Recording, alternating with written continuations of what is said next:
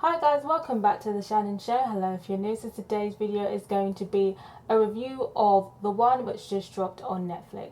I hope everybody is doing as well as can be, and I really do hope everybody is being as proactive as possible in supporting the Black Lives Matter movement. And if you're still on the lookout for some resources, I've linked some in the description. Feel free to comment down below your thoughts on my commentary. I'm always up for a chat, I'm always up for a debate. And if you like this video, give it a thumbs up, and if you didn't, give it a dislike. No hard feelings. And if you really like this video, consider subscribing and helping your girl out. So, The One, Season 1. Now, I thought this was quite interesting looking at the trailer. Usually, British productions on Netflix are quite good. Obviously, recently, Behind the Eyes, that was really popular. I thought that was a good show. And obviously, the vibes from the trailer, it was giving me Black Mirror vibes. Obviously, that's another British production. So I was really interested in checking out this series. Now, if you're coming into this expecting it to be a kind of substitute for Black Mirror while we're waiting for another season to drop, I think you might be disappointed because it doesn't really focus that much on the technology aspect of the plot. It's very much a kind of investigation thriller. So a plot summary is basically a billionaire boss of this DNA matchmaking company does whatever they can to save themselves and their company after it comes under investigation. So in terms of the main plot, which is this kind of crime investigation thing, it's the typical corrupt founder of this corrupt business who was trying to evade capture and trying to save their company from police investigation. It's very much a narrative we've seen before, and in terms of the action in that, I didn't find it very exciting. It wasn't very thrilling, and I thought it was really dragged out. They tried to put a kind of mafia kind of spin on it, and it just wasn't very believable. I was not scared at any point. I was not intimidated. It just, you know, the material was there, but it just wasn't executed as well as I thought it could have been.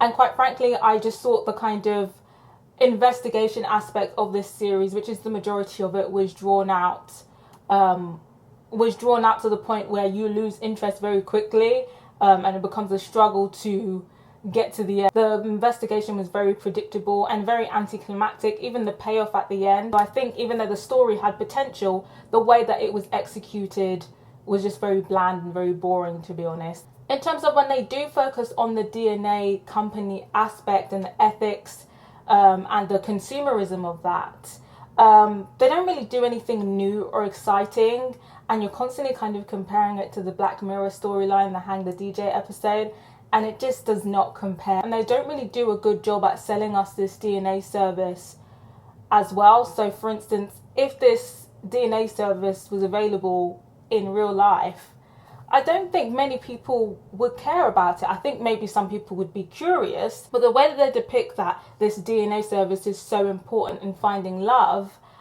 didn't really seem very realistic to me, because in real life there's so many other factors that come into play in terms of a successful relationship. I mean, with DNA, what is that really? Physical traits, some social traits, personalities.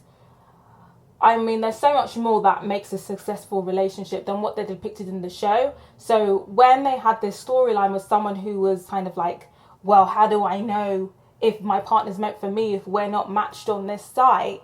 It seemed a bit silly. It seemed a bit silly to me. And they kind of weave in this, oh, well, the government is now looking into this app because it's taken over so many people's lives and the divorce rate is so high. It just was just like, why is the government getting involved in a dating app? It just, they tried to make it Black Mirror-ish, you know, postmodern, but in the end it just kind of looked a bit stupid, to be honest, because they just didn't sell it very well. But what I will say is, if you do watch it, there's one couple in here, and even though what the woman did was wrong, the man ain't shit. But overall, the storylines concerning this DNA matchmaking service were again kind of boring, low investment. On paper they seem really juicy, but it was just, the execution was just not very good. And overall, in terms of the storyline and the structure, I think a lot of people are going to find this show boring and it's going to be a drag. Like, even as background noise, and I had to background noise it because it was just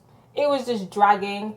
Even as background noise, it wasn't even giving as background noise. And by the end of it, I was just like, yeah, like, I know what you were trying to do here, but the execution was just very bland. I do think people are going to switch off. I think people might start watching it because it looks interesting, but gradually switch off. So if you do still want to check it out and you watch the first episode and you're like, I'm not really sure about this, that is the standard that is the standard throughout. Even the last episode, that is the standard. In terms of the acting was okay, was average, but like I said, there was still low investment for me. There was no compelling characters, there was no standout roles.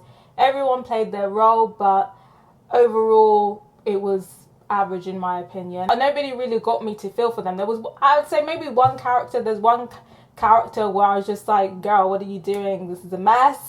And if you watch it, you know who I'm talking about.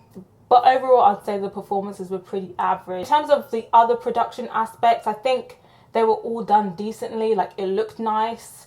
The score was decent. Overall, I was pretty disappointed with this series. I wasn't expecting it to be like amazing, but I was expecting it to be more, just a little bit more than what it was, because it wasn't bad either, but it wasn't good. It was just average, to be honest. And you couldn't help but compare it to other British productions, which I think is just not going to do it any favors, because you're going to compare it to Black Mirror and it just simply does not compare in quality. If I'm going to rate this season, I would rate it a 2.5 out of 5, just solid half marks. They do kind of leave the door open for season 2, but I don't think it's going to get that. I think people are going to switch off and find it boring, to be honest. I'm interested to hear from you guys. Was this something that you were thinking about checking out? Are you still going to check it out, or do you think you're not going to bother now? And if you did check it out, do let me know what you thought about it. Did you make it to the end? And if you didn't make it to the end, when did you switch off? I'd be interested to know. I think for me, by episode 3, if I wasn't watching to review, I would have switched off, in my opinion. But like I said, let me know yours, and of course, let me know what you thought of my opinion. Subscribe if you haven't yet, and if you have, don't forget to put my notification on so you know when the next video is dropping. I'm also trying to get to 2.9k subscribers. I'm almost there, so I'd appreciate if you help me reach that goal. And thank you to everybody who has subscribed to my channel so far. Till next time, guys, bye!